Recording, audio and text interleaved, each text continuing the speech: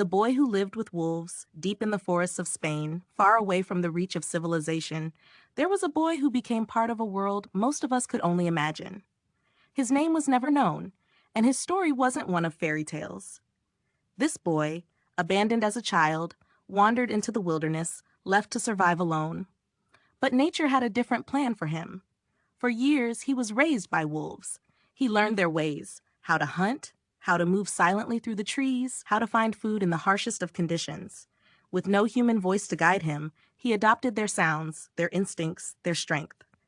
The wolves were his family, and in return, he became part of their pack. The boy's survival wasn't just a matter of chance. It was a story of adaptation, of becoming something different, something wild. He wore the forest like a second skin.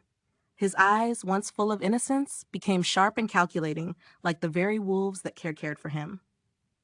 He lived not by human rules, but by the code of the wild, learning to trust the rhythm of the earth beneath his feet, the calls of the animals around him, and the silence of the trees above. But everything changed the day he was found. Rescued by a group of hunters, this wild boy, now older, was brought back into a world that was foreign to him. He had lost his ability to speak, and his manners, well, they were more like that of the wolves who had raised him. He didn't understand the human ways, the rules of the village, the language of people.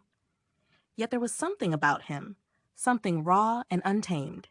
His story spread like wildfire, sparking wonder and disbelief in all who heard it.